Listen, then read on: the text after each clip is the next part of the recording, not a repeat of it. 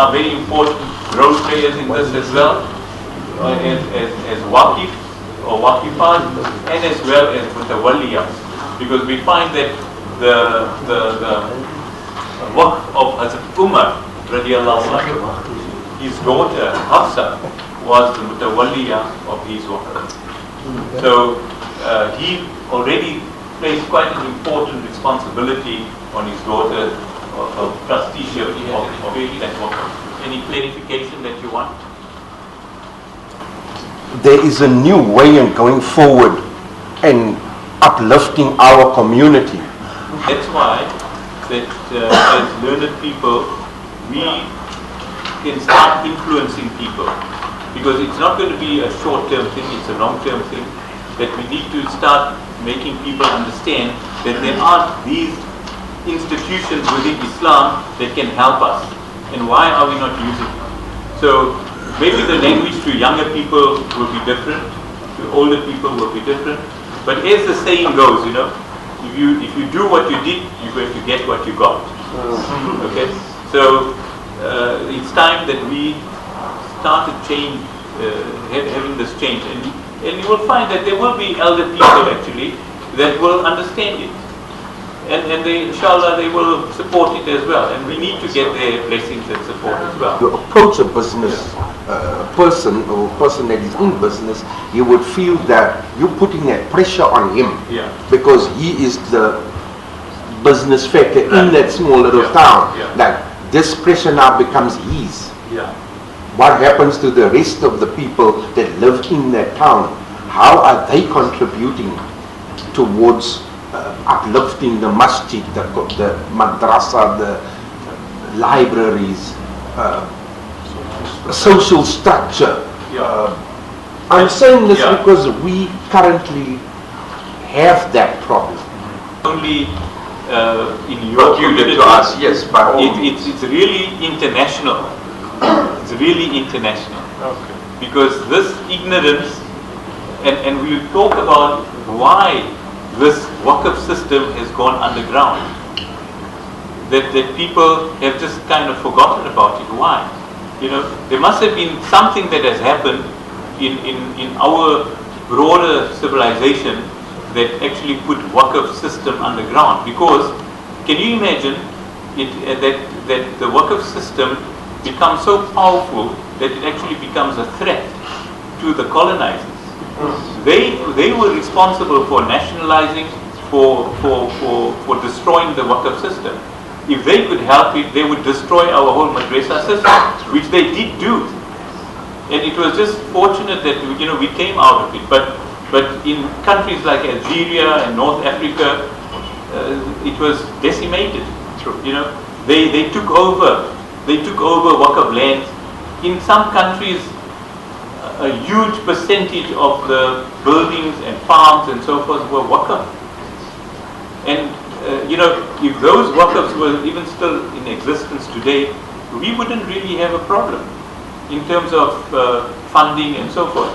There are examples, and I think Raghib will touch on that, examples in South Africa and elsewhere where people have made Waqfs in South Africa, and those Waqfs are actually producing income, and they're helping lots of madrasas, lots of communities as well.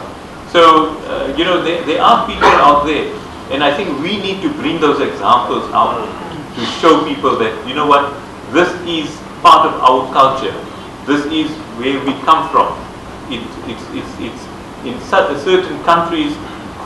I'll give you an example. Like, Malaysia is an example. It's got a lot of Waqfs. Indonesia has got 400,000 Waqfs, right? Indonesia is very different in terms of its management of Awqaf than Malaysia. In Malaysia, it's very difficult for any new Waqfs to be made. The reason for that is that it is very tightly controlled by the religious authority there. And so any Waqf that is made there, automatically the religious authority becomes the custodian, the mutawalli. Yes. Whereas, according to this here, Hazrat Umar made his daughter the mutawalli. Civil society, not government. So that's what we have to do. We have to promote this as civil society, that we control our own resources. We don't, now in Indonesia it's very different. There it's decentralized, and we find even in countries like Spain, Andalusia, the entire Waqf system was decentralized. You know, and people understood it because it was part of the culture. It was part of everyday culture. When people talked about Waqf, they knew what was Waqf. It wasn't something that people had to be taught. It was like, you know, everyday things. So even when people got married, they gave a gift as a Waqf. You know, it was like common understanding. So unfortunately, we are at a stage in our lives here, not only in South Africa but internationally, where we have to like re-educate. What is really needed is that they must engage in discussions, particularly from the Manabian side and also the committees.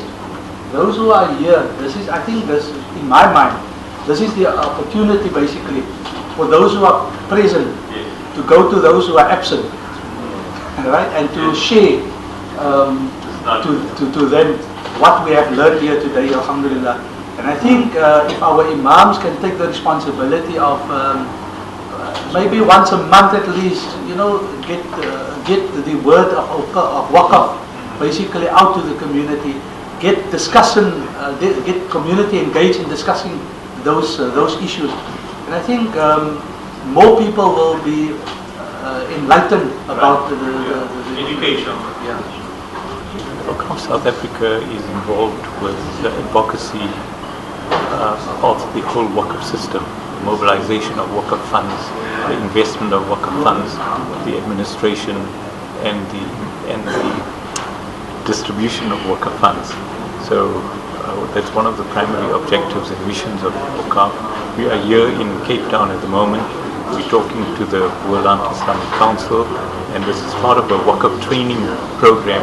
It's part of the advocacy program where people need to learn and teach about Waqf, so that communities are able to understand what the Waqf system is all about.